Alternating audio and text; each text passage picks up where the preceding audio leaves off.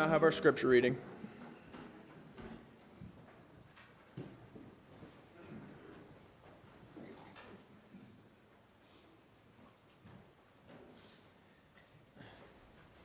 I'll be reading from Exodus 15, 1 through 3. Then Moses and the children of Israel sang this song to the Lord and spoke, saying, I will sing to the Lord, for he has triumphed gloriously. The horse and its rider he has thrown into the sea. The Lord is my strength and song, and he has become my salvation. He is my God, and I will praise him, my Father's God, and I will exalt him.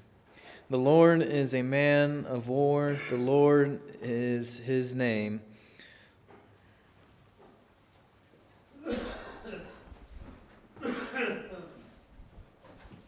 Good evening. We're doing our Preaching Through the Bible series, looking at the 17 time periods. We're trying to get through the entire Bible in a year. So far, we have hit 4 of the time periods, and this is part 2 of the Egyptian captivity and Exodus. This period extends from Exodus chapter 1 to Numbers 14. And what we did was we got through the Red Sea last week, and we are actually going to get through the rest of this. And this feels like a really big chunk of the Bible, and it is, but if you remember that a great portion of this is going over the law. So we're going to skip over the law, and we're going to focus on just a few of the moments that are found in the context here of things that actually are performed by Israel. In fact, the first place we're going to start is Exodus chapter 19. So if you'll turn there, if you'll turn to Exodus chapter 19.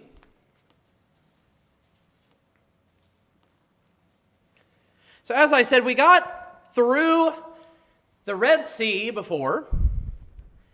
And as we come up here on Exodus 19, what we've already seen is, as Nathan read for us, the Song of Moses in chapter 15, which parts of it are quoted here in Psalms. Okay, Psalm 106, to be precise. There's also, I believe, Psalm 76 has some bits of that song as well. And after this song of thanking God for destroying Egypt for them so they could continue on their exodus without any issue from Egypt, then in the next few bits we see that God is providing for his people. He gives them water, he gives them manna, he gives them meat. And we also see miraculous dealings, like not just the manna and the meat, but also water being brought from a rock. And as we get into the beginning of chapter 19, it says the 3rd month, verse 1, after the sons of Israel had gone out of the land of Egypt on that very day, they came into the wilderness of Sinai. And Moses is actually going to climb the mountain in verse 3.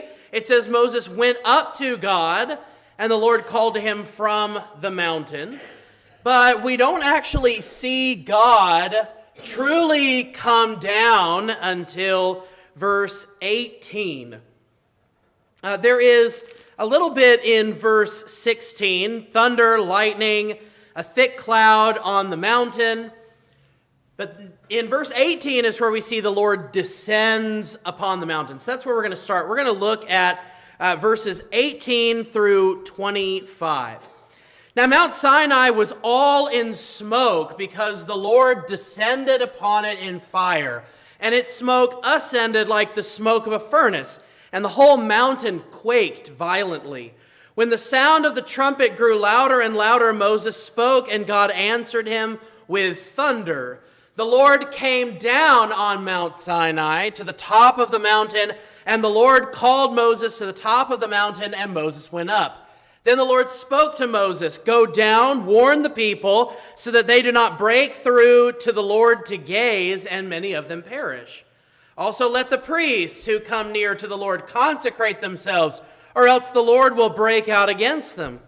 Moses said to the Lord, "The people cannot come up to Mount Sinai, for you warned us, saying, 'Set bounds about the mountain and consecrate it.'" Then the Lord said to him, "Go down and come up again, you and Aaron with you, but do not let the priests and the people break through to come up to the Lord, or he will break forth upon them." So Moses went down to the people and told them. I love Moses' reaction here in verse 23. The people can't come up because we told them not to. Oh, Moses, that's so cute that we think the Israelites are going to do what you tell them to. In this case, they do, though, so that's nice. But this will be one of very few moments throughout their wandering in the wilderness, their making their way through their exodus when they actually listen to God. And sadly, as we get further into the lesson, that's going to become more and more true. But here we see that there is this amazing spectacle that happens where God comes down. There's fire, there's smoke, there's thunder, there's lightning. The mountain is shaking. It's an incredible sight. And to no one's surprise, the Israelites are absolutely terrified. They should be. This is God. They should be absolutely terrified. And it says in verse 21, the people stood at a distance while Moses approached the thick cloud where God was. They said, "You speak to God for us because we're too afraid."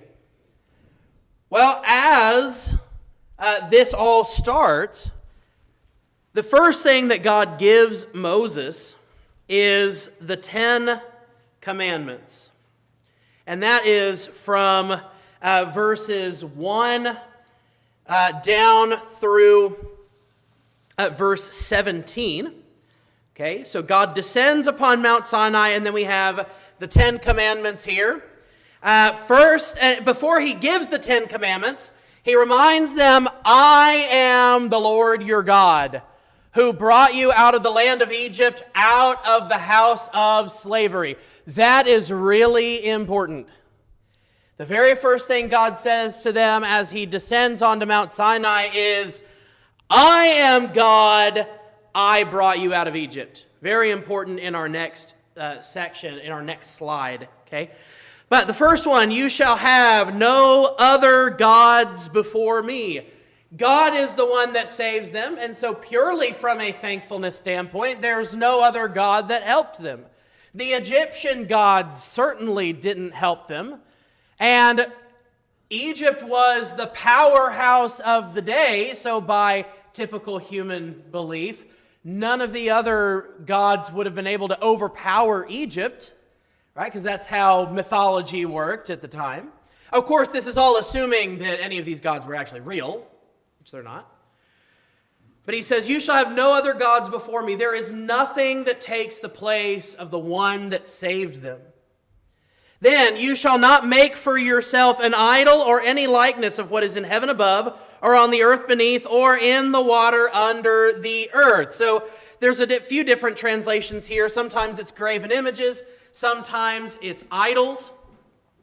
But notice here, what are you supposed to carve the image of? Well, it's something that you've already seen. You have to model it after creation, because how do you model that which exists outside of your understanding, that exists outside of your universe? Well, that's not really possible. So what he's saying is, if it looks like anything that I've created, then you've missed the point. Again, very important for in our next section. "You shall not worship them or serve them, for I, the Lord your God, am a jealous God, visiting the iniquity of the fathers on the children, on the third and fourth generations of those who hate me, but showing loving kindness to thousands, to those who love me and keep my commandments." Okay? So already, no other gods, no idols, and don't worship them. Then the next one, you shall not take the name of the Lord your God in vain, for the Lord will not leave him unpunished who takes his name in vain. So a lot of times what we have done with this passage is we have said that this has to do with not using foul language. The Bible says we're not supposed to use foul language. That hasn't changed. This is not the verse for that. What the Hebrew phrase here, taking the Lord's name in vain, what it's actually a reference to is not going out and using God's name to justify your sin. That's actually what the idea here is about taking the Lord's name in vain. You still should not use God's name as a curse or any such thing. That's not showing reverence to God. So that's still true. We're not saying that that's not true. It's just not what the Hebrew phrase here is referencing. So, for instance, what you're going to see throughout the Old Testament are people saying, well, God has sent me to do such and such. Well, no, he hasn't. God told me to do this. No, he didn't. Those are using God's name in vain, without his authority. Okay? And then remember the Sabbath to keep it holy. 6 days you shall labor and do all your work, but the seventh day is a Sabbath day of the Lord your God. In it you shall not do any work, you or your son or your daughter, your male or your female servant, or your cattle or your sojourner who stays with you. For in 6 days the Lord made the heaven and earth, the sea and all that is in them, and rested on the seventh day. Therefore the Lord blessed the Sabbath day and made it holy. So if you remember when Jesus is asked, what is the greatest commandment in the law? He says the first is, love the Lord your God with all your heart, soul, mind, and strength. And then he says the second is, love your neighbor as yourself. Well, already here, the first four are about loving God and putting him first. What do you think the other six are going to be about? Well, let's see. The first, honor your father and mother, that your days may be prolonged in the land which the Lord your God gives you. One of the first conditional promises of obedience listed in the Bible. Honor your father and mother, that your days may be prolonged. Then you shall not murder. Some Bibles say kill, and most Hebrew scholars will say that's a poor translation of the word, because the word really is murder. If God said you shall not kill, he gives them a lot of means of executing people and killing people, and then he'll even tell them to go into the land of Canaan and kill all the Canaanites. So that's going to be quite contradictory. The better word here is murder. Okay, the unlawful killing of another human being. You shall not commit adultery. You shall not steal. You shall not bear false witness against your neighbor. You shall not covet your neighbor's house, covet your neighbor's wife, his male servant, his female servant, his ox, his donkey, or anything that belongs to your neighbor. So shockingly, the last six are about loving others, loving your neighbor as yourself. And Jesus said, on these two hang all the law and the prophets. Well, yes, it does.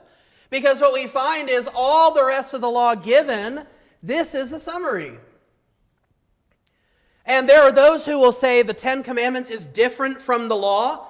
I have a sermon about that if you want to go and look on either our YouTube channel or our website, roanridge.org. I have a sermon about how the Ten Commandments is in fact the law of God. So you can go and see that if that's something that you currently believe right now, and perhaps I can change your mind. But these 10 commandments are a summary of all the law and all the ins and outs, all the little loopholes and things that God has given to the people. And so that's why I wanted to cover the 10 commandments, because what we see from here on is God giving the law to Moses here on after. That's going to be chapters 20 through 23 are commandments. Then there's a reaffirmation of the covenant in chapter 24. And then in chapters 25 through 31, he gives how to make the tabernacle, what the priest should wear and what the priest should do, some different worship practices that the priests were supposed to engage in, etc., etc. Then we get to chapter 32. If you remember those four, no other gods before me, don't make yourself an idol of any likeness of creation. Do not take the name of the Lord your God in vain, and remember the Sabbath. Just keep those in mind as we get into chapter 32. So at the beginning of chapter 32, Moses has been up on the mountain for quite a bit of time. It says the people saw that Moses delayed to come down from the mountain. Okay, so they seem to be concerned for Moses. Oh, he's been up there for a while. Which, by the way, as we started tonight in Exodus chapter 19, we saw that God came down on the mountain. And this is an argument from silence, so we always have to be careful with those. But there is not one passage that mentions that God's presence has departed from the mountain. So they're here on the ground looking up at the mountain, and apparently God is still there. And yet they no longer perceive him with fear. They're simply concerned about Moses. Okay? So they assembled about Aaron and said to him, "Come, make us a god who will go before us. As for this Moses, the man who brought us up from the land of Egypt, we do not know what has become of him." So two big problems here. First, if you have to say make a god, you're probably on the wrong foot. Because a God who is a God is not made. He is. He is eternity, and therefore cannot be made by us. And this is a violation of the first three commandments. So already we've got a problem. But then, once again, remember what God said before he gave the 10 commandments. I am the Lord your God, make us a god, and I am the one who brought you up out of Egypt. But notice what they said here. This Moses, the man who brought us up from the land of Egypt. No, God brought you up from the land of Egypt, not Moses. He was the one that God appointed to lead you, but God is the one who brought you up from Egypt. So Aaron says, okay, he capitulates here. I've never understood why. It doesn't say whether he's feeling the pressure of the people or not. He seems to be really for this idea, especially when he tries to give his defense before Moses later. But Aaron, remember what we said earlier, don't make an image that's based on anything in creation. Well, he takes the gold, and remember they were given a lot of gold and clothes as they left Egypt. So all these gold rings that they had, they give it to Aaron, and it says he took this from their hand and fashioned it with a graving tool and made it into a molten calf. That does not take just a matter of hours. This takes a long time. So all this time, he didn't once apparently think, maybe I should stop. And then he makes an even worse decision. After he's made this, he says, "This is your God, O Israel, who brought you up from the land of Egypt." And if that wasn't bad enough, when Aaron saw this, he built an altar before it, and Aaron made a proclamation and said, "Tomorrow shall be a feast to Yahweh." That's what the Lord is there. That's the name of God. So it's bad enough that he made this idol that God said not to do. He names it after God. He says, we'll make a feast to the Lord, to Yahweh. This is the God that brought you up from the land of Egypt. No, he's sitting at the top of the mountain. and you did this all in front of him. And God warns Moses. They go down, and he's angry. God is understandably extremely angry. And Moses is able to entreat the Lord to, as it says in verse 14, change his mind about the harm which he said he would do to his people. But then we see that later, Moses, in verse 20, he takes the calf, grinds it to powder, and puts it in the water and makes Israel drink the water. And then we see that there are those of the tribe of Levi, verse 26, whoever is for the Lord, come to me, and all the sons of Levi gathered together to him. Not anyone else, apparently, sadly. And so Levi, the sons of Levi do as Moses instructed. It says they strap a sword to his thigh, and they go back and forth from gate to gate in the camp. Kill every man his brother, every man his friend, and every man his neighbor. There has to be more to it than that, because that just sounds like kill everyone, which is exactly what he asked God not to do. And there's only 3,000 people. I say only. That's a lot of people that's died, and I'm not meaning to undercut that.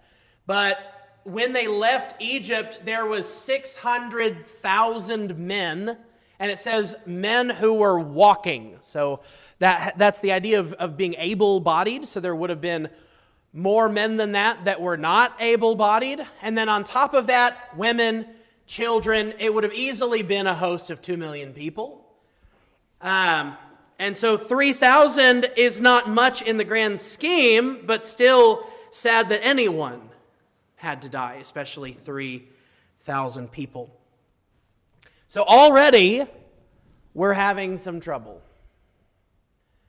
We have gone 3 months from Egypt, and we have begun to worship other gods, calling it the God that brought us up out of Egypt, but you made it. It's just a calf. It doesn't really mean anything. Okay. Right here, it's going to tell us that they are going to depart, but the actual leaving of Sinai doesn't appear to happen until Numbers chapter 10.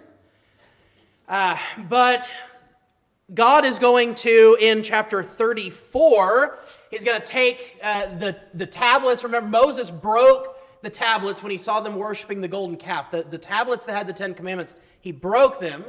And God makes new ones, and he also renews the covenant with them. And in chapter 34, verse 29 is our next place that we're going to read. Chapter 34 and verse 29. It came about when Moses was coming down from Mount Sinai, and the 2 tablets of the testimony were in Moses' hand as he was coming down from the mountain, that Moses did not know that the skin of his face shone because of his speaking with him. That him is God. So when Aaron and all the sons of Israel saw Moses, behold, the skin of his face shone, and they were afraid to come near him. Then Moses called to them, and Aaron and all the rulers in the congregation returned to him, and Moses spoke to them. Afterward, all the sons of Israel came near, and he commanded them to do everything that the Lord had spoken to him on Mount Sinai. When Moses had finished speaking with them, he put a veil over his face. But whenever Moses went in before the Lord to speak with him, he would take the veil off until he came out. And whenever he came out and spoke to the sons of Israel what he had been commanded, the sons of Israel would see the face of Moses, that the skin of Moses' face shone, so Moses would replace the veil over his face until he went in to speak with him. And notice here, he doesn't immediately put the veil back on when he speaks the word of God. It seems that he speaks the word of God and then puts the veil over his face. So he takes it off to converse with God and then say whatever God's words were, and then he would put it back on. So this comes from Moses speaking with God. He is engaging in communication with God. And notice here that because his face is shining, they're afraid. And so he uses this veil to try to allay some of their fears. And we're going to come back to this point when we get to the end of our lesson, but just think about the ramifications of this as we move into the New Testament at the end of the lesson and what this would mean for us as Christians. Just keep that in mind. We will come back to it.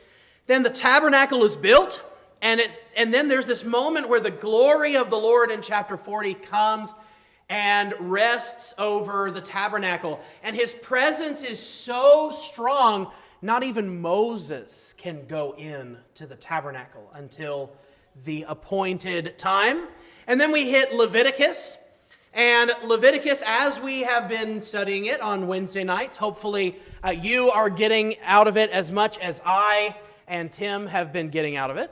But there are two moments in the book of Leviticus that actually tell some narrative rather than just giving the law. The first happens in chapters 9 and 10.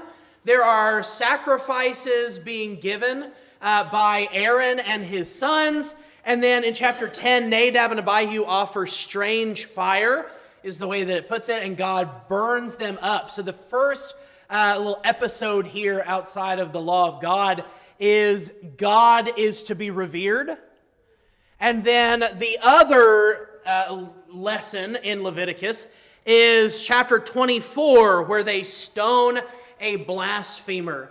And it would be the same lesson, but in the negative. Do not blaspheme God. So hold God with reverence and do not blaspheme him, which seems like a pretty good summary of Leviticus. But there is a whole lot more to Leviticus than just that. And then we get into Numbers chapter 1, that there's a census of warriors, and the Levites are, of course, left out of that because they are serving the Lord. And then how the camps are supposed to be arranged, chapter 2. Chapter 3 is where we see God has already mentioned back in Exodus that he wanted all the firstborn sons to be his priests. But after the moment with the golden calf, God has changed the way he's planning on doing things, which is where he has the Levites serve him rather than just the firstborn, and the Israelite people have to redeem the firstborn from God by giving money to the Levites so that they can perform their duties for the Lord. And then there are certain groups of these Levites, the Kohathites, the Gershonites, and the Merarites, and their duties are outlined in chapter 4. And then starting in chapter 5, there's rules and regulations through chapter 9, verse 14. Chapter 9, verse 15, we see God's cloud here is mentioned, the one that does hover over the tabernacle and leads the people. And then, as I said earlier, in chapter 10 is where we actually see the official leaving of Sinai. And then there is in the end of chapter 11, well, almost at the end of 11, Moses actually complains to the Lord after the people complain the first 9 verses. Moses complains to the Lord and basically says, if you expect me to keep dealing with these people like this, you might as well kill me. And that's actually almost verbatim what he says. He does say, please take my life. And God says, all right, let's establish what Jethro actually told him to do, which was establish what then becomes the 70 elders. And some of this seems to be things that were already in place all the way back in Exodus when they're going up to Mount Sinai. So it seems that we're sort of going back to those things and rehashing them, which is probably why we have Exodus 33 and now Exodus chapter 10, both leaving Mount Sinai. It's probably that we're going over some details that were missed in Exodus. And then the quail is given once again. So we saw manna and quail before, and now there's an explanation of that given here. And then Miriam and Aaron are going to start murmuring along with the people in chapter 12, and they are punished for that. Particularly Miriam is punished for that she is stricken with leprosy and then healed. And now we're going to get to Numbers chapter 13. Numbers chapter 13. This is the last of our Old Testament passages that we're going to look at. Numbers chapter 13.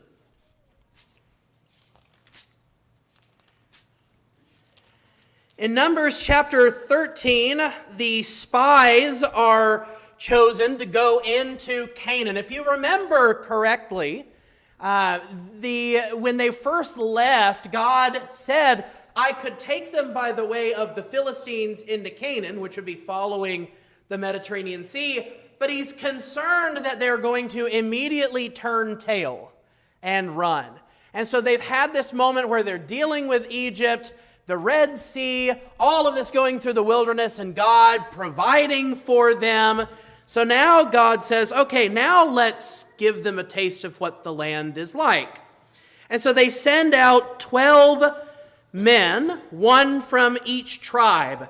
Shammua from Reuben, Shaphat from Simeon, Caleb of Judah, Igal of Issachar, Hoshea of Ephraim, that's Joshua, the tribe Palti of Benjamin, Gadiel from Zebulun, Gadi from Manasseh, Amiel from Dan, Sether from Asher, Nabi from Naphtali, and Geuel from Gad.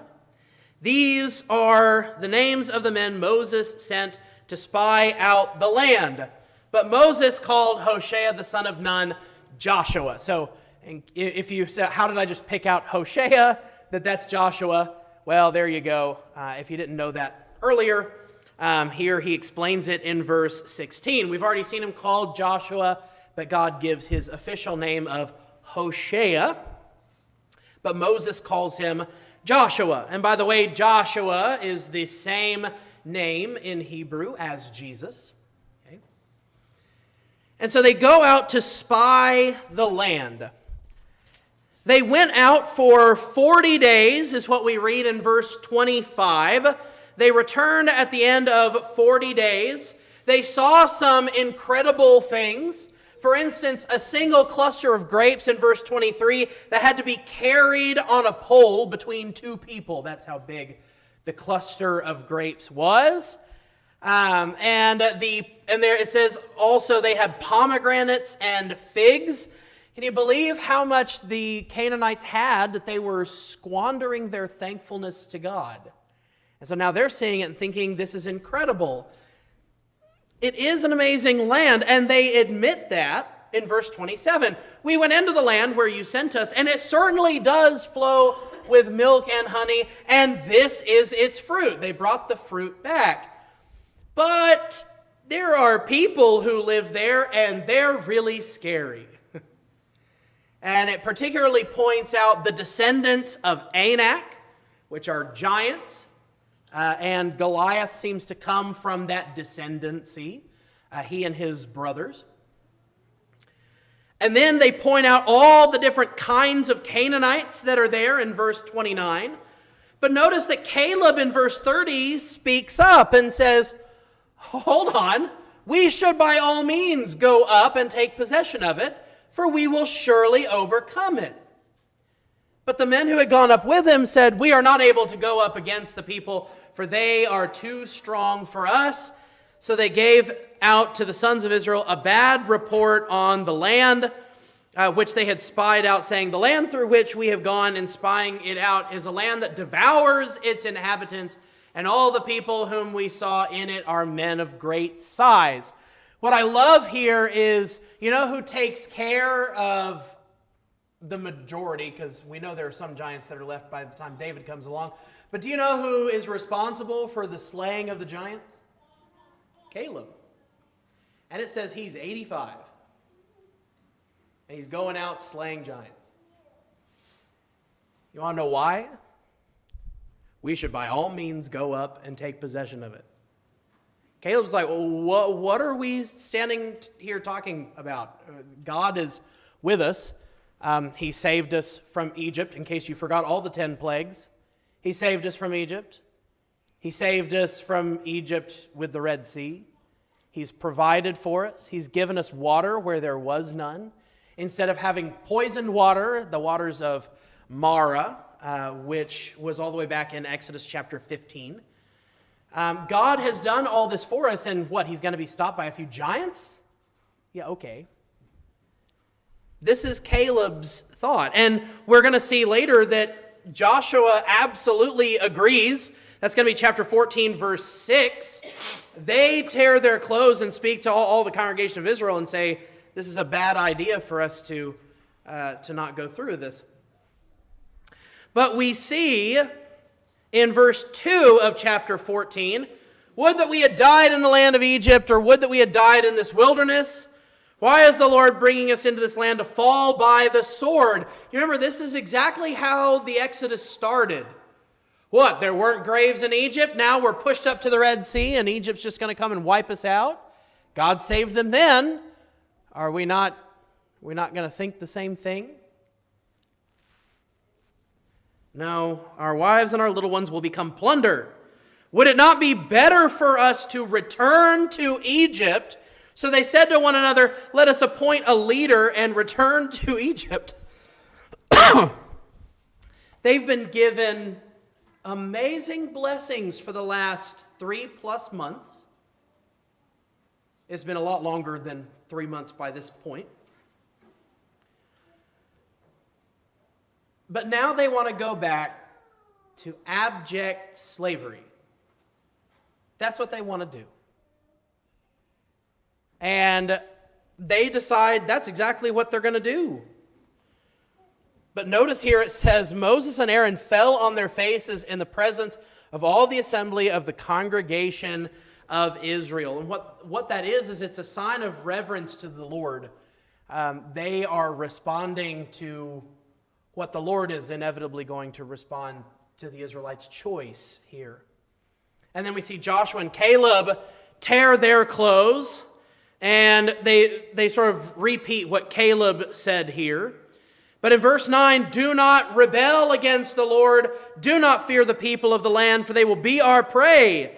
Their protection has been removed from them. The Lord is with us. Do not fear them. Verse 10, but all the congregation said to, stone them with stones. So all they're doing is saying, let's not rebel against God and let's go in and take the land. They're not saying, you're a horrible group of people. They do say, don't rebel. So I guess you could say, well, you're calling us a rebellious people, but that's exactly what you're doing. But the congregation feels that their words are worth stoning. Which, by the way, anybody want to venture which law that follows? Because I'll tell you, it's not in there. There's 605 laws in the old law, approximately. Not one of them says, stone someone for trying to be encouraging. And so the Lord, once again, how long will this people spurn me? How long will they not believe in me, despite all the signs which I have performed in their midst? I will smite them with pestilence and dispossess them, and I will make you into a nation greater and mightier than they. But Moses, true to form, backs them up. He's an advocate for them. We mentioned before in last week showing how Moses is like Jesus. Here you go. What did we just talk about this morning? 1 John chapter 2, verse 1. If anyone sins, he has an advocate with the Father, Jesus Christ the righteous. Well, here's Moses. The Israelites are making a grave mistake. But Moses is saying, hold on, Lord, you need to do this because you are righteous. Think about what other people are going to say about the God that brought his people out of Egypt and then just killed them all off in the wilderness. And he even praises the Lord in verse 18. The Lord is slow to anger and abundant in loving kindness, forgiving iniquity and transgression. He will by no means clear the guilty, visiting the iniquity of the fathers on the children to the third and fourth generations. So in verse 20, the Lord pardons them. He says, okay, I will pardon them because you asked. But he declares that there will be a purging. 20 years old and upward, all who have grumbled against me. And the only exceptions here are Caleb and Joshua, because they delivered a good report. So they get to go into the land above the age of 60, right? Because 20 years old and up, and there's going to be 40 years of wandering in the wilderness. So they'll be the only ones over the age of 60. At least I do believe that this is, it says even all your numbered men, 20 years old and up, but he also has this tag, who have grumbled against me. There are those who have said, well, it's not all, it's just those who have grumbled, but that doesn't seem to be what happens later. And then God says, you're going to be wandering for 40 years, 1 year for every day they spied out the land. So they're going to wander in the wilderness for 40 years. And here's the thing, God said, okay, here's how this is going to work. And then Israel decides to have some remorse. Which on the one hand, you want to say, good for you for feeling remorse.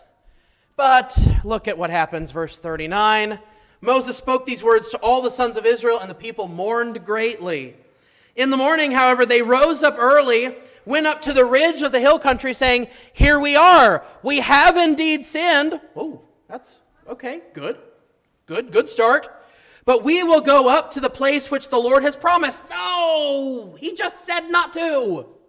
What is the matter with you? Even when you're trying to be righteous, you're unrighteous. That's a special level of stupid. And Moses is quick to point this out. Why then are you transgressing the commandment of the Lord when it will not succeed? Do not go up, or you'll be struck down before your enemies, for the Lord is not among you. The Amalekites and the Canaanites will be there in front of you. You will fall by the sword inasmuch as you have turned back from following the Lord, and the Lord will not be with you. Do you not realize the mistake you are about to make? No, they don't. They went up heedlessly to the ridge of the hill country. Neither the ark of the covenant of the Lord nor Moses left the camp. The Amalekites and the Canaanites who lived in that hill country came down and struck them and beat them down as far as Hormah. So Israel disobeys even when they're trying to obey.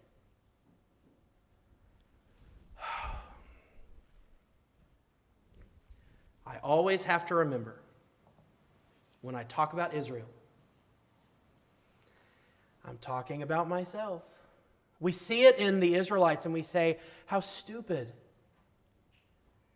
And then, oh, here I am sinning against the Lord again. It's just as bad. It's just as stupid. Sometimes we rush headlong when God says, okay, here's what you're not supposed to do. We say, not supposed to do, got it. Not supposed to do, sounds like the same thing, and then we rush off and do it. And then there's God sitting up there on his throne going, what did I just say? I know I can speak all the languages of the universe, but I know I spoke it in your language. I know you could understand me. But we do it anyway. One thing that we didn't read as much here, we did read bits of it, but if you wanted to have a summary of the journey so far, it would be grumbling and complaining.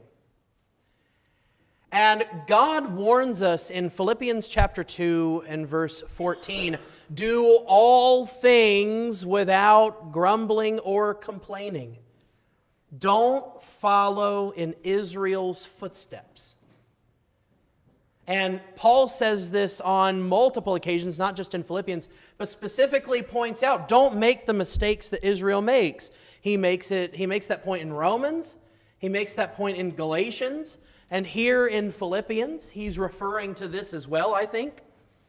Do all things without grumbling or complaining. This is one that we don't do very well, especially because we're Americans and we have things the way we like them. And when things aren't working quite right, we get very upset. And we don't stop and think about the blessings that we have. I'm going to have to wait 5 minutes for my Uber instead of 2. The air conditioning is out in my car. Well, at least your car is running. At least you have a car. You have a way of getting 20 miles in 20 minutes. When that would have taken the Israelites an entire day to travel that far. Roll down your windows. Quit complaining. Because God has blessed us incredibly. And as we were talking about in James this morning, we become a very spoiled people. When you look at the poverty line here in America, those who are at the poverty line are among the richest 10% of the entire world. And we consider them the less fortunate. We are a very affluent people. Be careful what's worth complaining about, because God says don't do it. Pure and simple. He did tell them not to do it, maybe not in so many words, but he says, here, look at everything I've done for you, Israel. You just left us out here to die. Okay, which part of giving you water, giving you manna, giving you meat, saving you from Egypt, which part of that is I wanted to just bring you out in the wilderness and kill you? We have to make sure we don't follow in their footsteps. And along with this, why there is no grumbling and complaining? Because God is always providing for our needs. That's the entire point of Matthew chapter 6, verses 25 through 34. Why are you worrying about the things that God is going to do for you? God takes care of the rest of his creation, and we are special because we are made in the image of him. We are more important to him than the birds of the air or the flowers of the field. But God gives them what they need. Surely he's going to give you what you need. Now, lest we mistake, this is not the prosperity gospel. God is not going to fill your bank account magically. But he will make sure you're provided for if you maintain faith. And sometimes that provision comes from his children.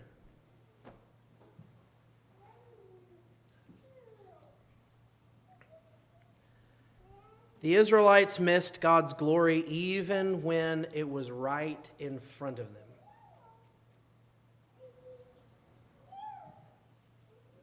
This one is a big one for me when I was writing this lesson.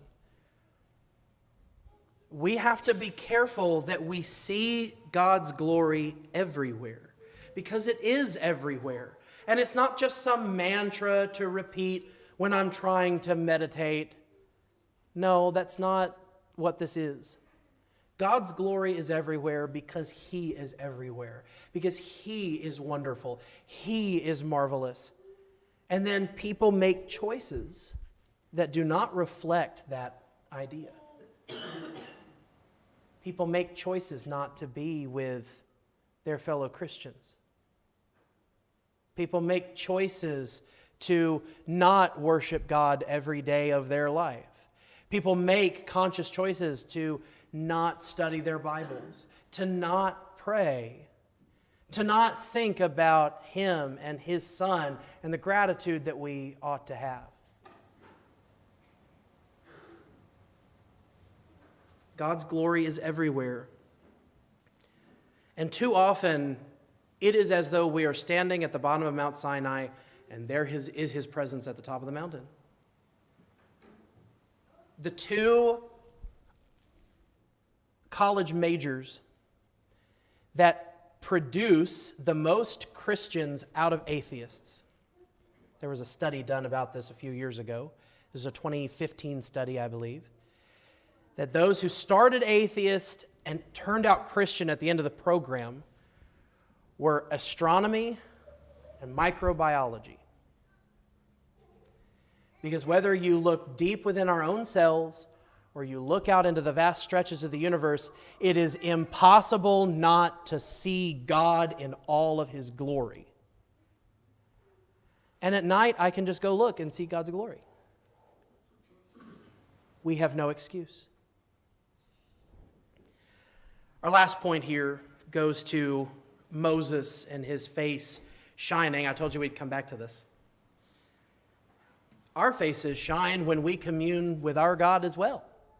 It may not be a physical shining. It may not be some supernatural effect. But I want you to turn with me to 2 Corinthians chapter 3. 2 Corinthians chapter 3. We're going to start in verse 12. Therefore, having such a hope, which is a hope based in the glory of God, contextually, we use great boldness in our speech, and are not like Moses, who used to put a veil over his face so that the sons of Israel would not look intently at the end of what was fading away. But their minds were hardened, for until this very day, at the reading of the Old Covenant, the same veil remains unlifted, because it's removed in Christ. But to this day, whenever Moses is read, a veil lies over their heart. But whenever a person turns to the Lord, the veil is taken away, just like he would go speak with the Lord and he would remove the veil. The Lord is the Spirit, and where the Spirit of the Lord is, there is liberty. But we all, with unveiled face, beholding as in a mirror the glory of the Lord, are being transformed into the same image from glory to glory, just as from the Lord the Spirit. When we commune with Christ and with God in his word, we reveal God's will. That's what Moses was doing, revealing God's will. And do you remember what happened when they saw the shining face? What happened? They were all terrified. And you know what happens?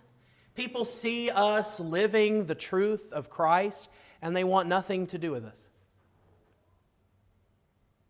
It's a terrifying thing to them to see people actually living up to the expectations of God, at least to the best of our ability, as much as our humanity will allow, and we do what we can for our Lord. But this is how people respond when we live out God's truth. Tonight, we have to make a conscious choice to not be like Israel. As we move into next Sunday night, we're going to get into the wandering of the wilderness and what happens with the people during that time. But look at how they've already set themselves up for this wandering in the wilderness. And the thing is, this is what happens. This is what happens to people who live out there in the world. They have access to the exodus from their sin. But they either don't want to listen, or they get into it a little bit and they start grumbling and complaining about what God has asked of them, when it is a far cry from who they are without him.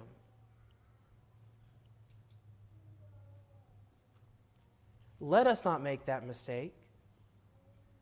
Living our lives without God is the worst thing, not just for how our lives will unfold here on this earth, but for eternity. And there are people that willingly and consciously choose to go back to their Egypt. Jesus warned about this in the parable of the sower. When the soil is not what it ought to be to receive the word implanted, whatever comes up will die. Whatever comes up is choked out, is beaten down by the sun, or snatched away by the devil himself, laying on the side of the road. And sometimes that's where we find ourselves. We find that we have not properly tilled our field. That there are times where we have to reap and replant. But we haven't prepared ourselves properly. And if that's what you need tonight, well, you're going to have an opportunity. We're going to sing Bring Christ Your Broken Life. And while we're singing this song, you have an opportunity to do what Israel never did as a whole, which is come to the Lord fully. And you don't have to repeat their mistake. Please come forward as we stand and as we sing.